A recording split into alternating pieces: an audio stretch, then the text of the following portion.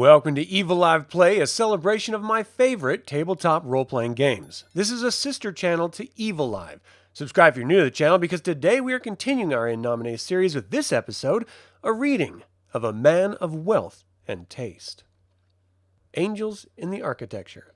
A man of wealth and taste, or the angels want to wear my red shoes. Written by Derek Pearcy, illustrated by Dan Smith, coloring by Jeff Koke. The world of In Nomine is seeing more and more visitors as time races towards its release. Playtesters and demo runners are the most frequent visitors, but soon tens of thousands of people will be entering the world as well, inventing new characters and creating new stories. But with the game coming out so quickly on the heels of this issue of Pyramid, it didn't seem right to merely run a bunch of excerpts from the game as an In Nomine preview. Instead, we put together some new superiors for your players to enjoy. First, we have a write-up of Lucifer, the Lightbringer, followed by the creator himself, or herself, God. Supplement update. The first additional release for In Nomine will be the In Nomine GM's Pack, scheduled for release in October. It will contain the requisite GM's screen, more guidelines for running a successful campaign in the world of the sacred and the profane, as well as new demon princes, a new choir, and a new band. The first major supplement, Night Music, is a guidebook to the corporeal world, containing new background material for some major cities in specific and their respective areas of the world in general. It will be out this winter, followed soon after by guidebooks for the ethereal and celestial realms. Lucifer, the Lightbringer. The silence was incredible. Philon had been exploring the wretched principality of perdition, late of the word of sloth, when he came upon an old iron icon mounted there in the rocky wall of hell. The expanse of hell, carved from the undying corpse of the Metatron, is composed of cavernous bubbles, areas carved out from the stone before the rebels ever first arrived. In the old days, before tunneling was an exact science, there were icons carved into the stone to allow quick transport from one principality to another. Touch the icon, it took you there. Space is a premium in hell. Occasionally a new area is discovered, leading to political upheavals in direct proportion to the size of the cavern discovered. Phil spent a good 5 minutes weighing his options. He would choose to activate the icon, and it could send him anywhere. Maybe there wasn't another icon on the other side, and unless he took a crash course in how to make them, he would be screwed. Or he could sell the secret, sight unseen, to any number of bigwigs he knew. There was always the chance that they'd tear the information from him anyway, and not pay him, in which case he would also be screwed. Or he could sell the secret, get his money, and the icon might not work, in which case his customer would return, get his money back, beat Phil up for laughs, and maybe even strip him of his essence, in which case he would be totally screwed. He stared at the metal icon and sighed with the weight of the knowledge. "Well," Phil muttered to himself, reaching for the icon, "if I'm screwed, I'm screwed." Aside from the usual feeling of being a very small sock in a very large washing machine, the teleportation went rather smoothly, and Phil shortly found himself in a vast cavern that he had never even heard rumored to exist. What must be a principality of incredible resources. He was also freezing cold. Perhaps it was standing in 2 feet of snow. Perhaps it was the wind that whipped his hair around his face. But he had proved that the icon worked and began to look for a way out. After deciding that the flat plain of snow hid nothing of importance, Phil decided to make it to the hazy outline of a mountain on the horizon before he lost the will to walk entirely. Hours seemed to pass. Luckily, the mountain was not as far away as it once seemed, but the snow gave way to ice, which slowed his travel greatly. As he got closer, he could almost make out movement along the outskirts of the hill, and within merely another hour, he could trace its shape. It was not a mountain, nor a hill. It was a demon, an enormous demon, to be sure. No doubt a Balsaraf. His feet and tail were firmly frozen in the ice, but his wings beat slowly up and down, in an effort to gain freedom. The more the colossal wings beat, the colder the wind grew, which coursed around the plain, and the more deeply frozen the creature grew. Though they froze instantly on his face, Phil felt a deep sympathy for the creature's plight, and shivered as the tears formed around his eyes. Phil felt a hand on his shoulder and quickly pivoted around to face a tall, beautiful man in white robes bearing a torch. A voice, both young and ancient, echoed from all sides. "Who weeps for Lucifer?" the Lightbringer said. Lucifer is one of the most enigmatic characters in Western literature. Damned by the Creator for his rebellion, he and the other rebels were cast out of heaven, forced to live the remainder of their near-eternal lives outside of the vision of his perfection. In the world of In Nomine, the celestial flesh of Lucifer is trapped on an icy plane, as described above. Characters may find their way to this location of his form, or they may be drafted into his service in another fashion and never see his true form. While not as whimsical or chaotic of personality as God, see below, Lucifer has his own character quirks that make him more interesting than the average diabolical. The In Nomine cheat sheet. The game's not out yet, and you didn't get a playtest copy, so you ask us, what the heck is going on? Let's see, where to begin? In the world of In Nomine, the players take the roles of angels and demons working for Archangels and Demon Princes in the modern world. Two things form a character's personality more than anything else: his band or choir, of which there are many, and his superior, namely an Archangel or Demon Prince. Angels and demons are physical incarnations of elements of God's pattern for all things, referred to as the symphony. It is the ability to consciously manipulate the symphony that makes angels and demons so much more powerful than other beings. Some angels and demons are more closely linked to a part of the symphony than others. These beings are actual incarnation of words written into the symphony, like justice, war, faith, and insanity. Other angels and demons are incarnations of more minor words like literature, rock and roll, or unrequited love. There are three realms of reality: the corporeal, the ethereal, and the celestial, containing three vastly different races of beings. First is the corporeal realm, the real world, ruled predominantly by the humans. From the corporeal world, neither the ethereal nor the celestial may be perceived, except through special magics. Beings of other realms, that is, the ethereal fairies and the celestial angels and demons, may only enter the corporeal realm if they create a vessel for themselves. Vessels range from wolves to cars to tables to human bodies. Second is the ethereal world, a place of magic and mystery which overlays the corporeal. From the ethereal realm, the corporeal world appears as a grainy black and white vision, while in ethereal, the real world may be affected in small ways. The ethereal world is predominantly ruled by the courts of the Fae, the fairies. Last are the celestial worlds of heaven and hell, the realms of angels and demons, respectively. Like the corporeal world, neither the ethereal nor the corporeal may be viewed or interacted with from the celestial realm in any way, except through powerful magics.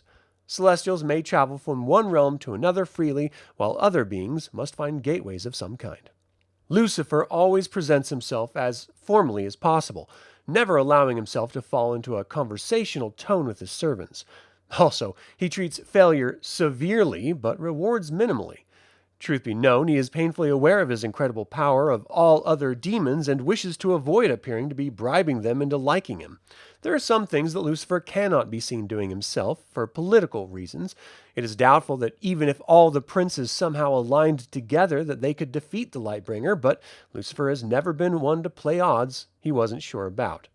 To preserve secrecy, Lucifer would allow his servants to continue working for their old prince, provided they keep their eyes and inform him of any unusual goings-on.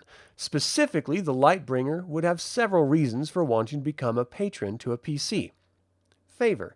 Princes are allowed to ask favors of Lucifer. He may very well send some of his personal guards or retainers to a demon prince, where they may serve the prince directly and still collect information for their true master. Justice. Perhaps Lucifer has observed a wrong being done that would be politically sticky for him to set right. That's where the PC comes in. Sabotage. When something needs to be done, Lucifer probably has a team of loyal experts who can do it. Whimsy. Why does Lucifer do anything? Because it pleases him. God, the Creator. "Angel!" the voice shouted across the line. "Come on! We're leaving!" It had been a long day, first crossing the border, then trying to free the political prisoners, not to mention the fact that they didn't tell their superior Michael about the operation. More and more, he and the other angels have been taking matters into their own hands. If Archangel Michael suspected, he had granted his approval with silence. The shelling got closer and closer. He cradled the phone receiver against his chest, glancing around the room for a weapon, anything with which to hold off the government's troops until his comrades could get the rest of the prisoners into the relative safety of the outlying jungle. As his mind raced, the explosions were getting closer and closer until the white light was familiar to him. And as his consciousness began to coalesce, the facts came together in his head. He had been on a mission. He may or may not have succeeded, but his corporeal vessel had been destroyed. He had touched death. When angels enter heaven, where their spirits return after the death of their physical form, the first thing they always see is their heart, the glowing sphere that is their link to the celestial world. After a death, angels sit and stare at that heart for hours, days, weeks. Sadly, some never move their attentions again. Angels call it trauma, the horror of brushing the shoulder of non-existence, and he braced himself against it. But instead of his glowing heart, he found himself on an open, rolling field of grass, a green so bright it couldn't be earthly. "Hey," said a voice behind him. The angel turned around and found himself face to face with a short man with wild and unruly black hair.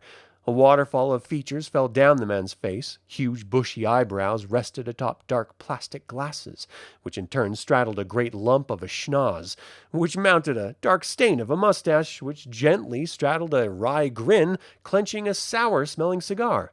"So," said the man, prying the cigar from his mouth long enough to gesture with it, "is that your real aura, or are you just happy to see me?"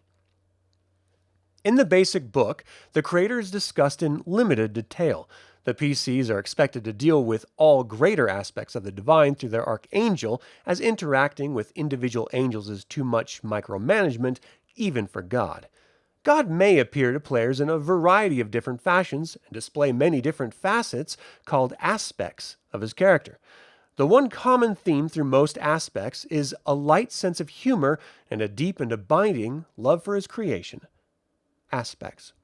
On the rare occasions that the consciousness of God coalesces, his mind, to more clearly communicate to beings on our level, narrows its focus to a tight beam, resulting in one of the following basic aspects. They are not the only aspects that God chooses to appear as, but some of the more common in literature. Each aspect may appear in a different physical vessel, one that will easily and instantly communicate the nature of the aspect to the listener, like Groucho Marx as the inquisitive stranger in the vignette above. The world of In Nomine is a monotheistic cosmos, but keep in mind that while we use the masculine noun God, the creator of the universe also encompasses that which is feminine. It is equally correct to refer to the creator as goddess. As a note to GMs, when bringing God into a campaign, make sure you have a well-thought-out reason for it. Utilizing the creator whimsically can cause a campaign to rapidly disintegrate. Meaningless interventions by God cheapens the rest of the world, but prayers should be occasionally answered. God will never verbally identify himself to anyone. There's no need to. The knowledge of the speaker's identity is usually planted in the mind of the visited to save time.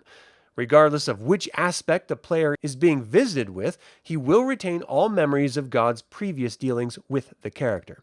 For example, the angry father will remember what was discussed as the nurturing mother and will hold himself to any promises previously made. God, even when appearing as the same aspect, will rarely appear in the same form, with the exceptions discussed below. God may even change aspects in the middle of a conversation.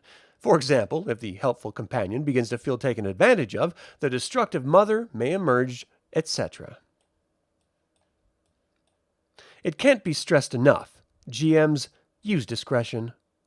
The angry father or the destructive mother.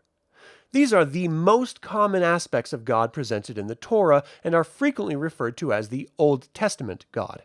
The aspects of the angry father and the destructive mother rarely appear in a real form, instead choosing to manifest as a cloud, a flame, or some other chaotic random force of nature. He will appear to chastise the player, but will rarely inflict damage on his charges the first time. The compassionate father, or the nurturing mother. This aspect is rooted more deeply in the New Testament and preaches peace, love, and understanding to his listeners. The compassionate father and the nurturing mother are never judgmental, no matter how poorly their servants have behaved. These aspects prefer to wear older, more mature human vessels, so that makes for a more intimate conversation. The helpful companion. The aspect of the helpful companion appears in a familiar form to the character, a loved one or an old friend, living or dead. This is a more modern aspect of God, and the one which tends to throw people the most. While a manifestation of the helpful companion may sound harmless, there can be several problems. An omnipotent helpful companion can be too helpful, and since this aspect will want to play up the relationship between the character and the aspect's vessel, whether it be a childhood friend or a grandmother, he will be inclined to grant whatever minor wishes the character has. But don't take advantage of the helpful companion, or you might rediscover the angry father. Also, the helpful companion comes and goes at his whim. He may wish to follow the character around, observing his day, regardless of the inconvenience. In Nomine, as pertains to dark games. It seems that the intelligentsia of the industry are heralding or bemoaning the advent of dark games, RPGs with greatly reduced game mechanics that affect a sort of style over substance attitude. These dark worlds are in some ways a reflection of the gaming industry's previous love, the cyberpunk genre, near-future nihilism mixed with high-tech toys. In reality, these games aren't universally dark in and of themselves, but they do share the same fairly grim base premise. You live in our modern world, but you are not what you appear to be. You are a creature far more powerful than a mere human, a special creature, hunted by many out of jealousy or spite. Another common denominator in these games is the particular conceit that every major event in the course of human history, from miracles to misery, is the responsibility of these other, more empowered beings. In addition, almost every famous figure in our history also belongs to this secret conspiracy alternate race mystical brotherhood. Very little of our written history is even remotely correct. Humans probably would not have accomplished much without this outside intervention. While this may seem attractive, the fatalistic ability to rise above one's own humanity, there has purposely been a different design approach with In Nomine. While celestial beings, namely angels and demons, have been flitting around the fringes of our world, we as humans have no one to congratulate or blame for our actions but ourselves. In all of history, only the tiniest handful of personalities are brought out in the book as being anything other than what they seem. The point is, humans have the capacity to be more divine and more malevolent than the most magnificent angel or demon could ever hope to be.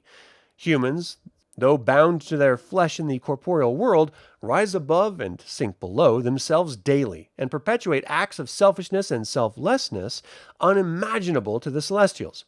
This is important to remember as we rush headlong into fresh tomorrows. Even though angels pull at our sleeve and demons poke at your back, even though creatures of the night hide in every alley, even though this world is but a shadow of a greater existence, even though reality is not only different than you imagine, but truly unimaginable, you are still a human, and that is a great character to play. Denying it, now that would be dark. The Inquisitive Stranger. This aspect has a lot in common with the helpful companion, except it claims no previous attachment to the listener. When taking this aspect, however, God may choose not to identify himself on the first visit, though he will display keen insight about the character to be just any stranger. Introductions. The character can be introduced to God in a variety of ways, and the aspect that first greets the PC will set the tone of the relationship. Except for extreme cases, God will have dealings with only one individual and only in private. When the PC calls his friends over, there will be no proof that the creator of all things was ever there, and it's likely that unless the manifesting aspect was the helpful companion or the inquisitive stranger, God won't appear again. During the first meeting, God will not usually reveal his intentions and never his motivations. Only upon the second or later visits will he ask the player if he wishes to help serve him in a more direct fashion. If the answer is yes, then while the character might still enter into the field under the guise of serving a particular superior, he will also be keeping an eye out for a higher cause. Servitude. When serving God directly, he will ask that his minions not tell his current superior, if he has one, about it. If he does, his boss might very well think him to be crazy, or, depending on the superior, like Khaled, the very idea that the player character is of remotely similar importance to his boss may be insulting or treasonous. Beyond that, being in servitude to the being who created all things has its advantages and disadvantages, as might be expected. Once a character has attracted the attention of the creator, he may find his expectations of his servants are very high, perhaps too high. God is easily disappointed in those who serve him directly, and his wrath is immediate and irrevocable.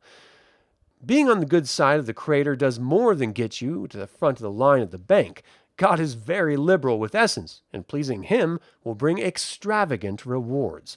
On the other hand, depending on which aspect the player is dealing with at the time, God may believe that merely being allowed to serve him is a reward in itself, and unless prior dealings were made, the servant will have to be satisfied with the knowledge of a job well done.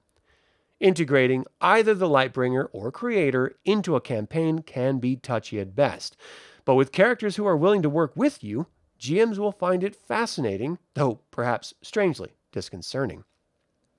Thank you for watching today's In Nomine episode.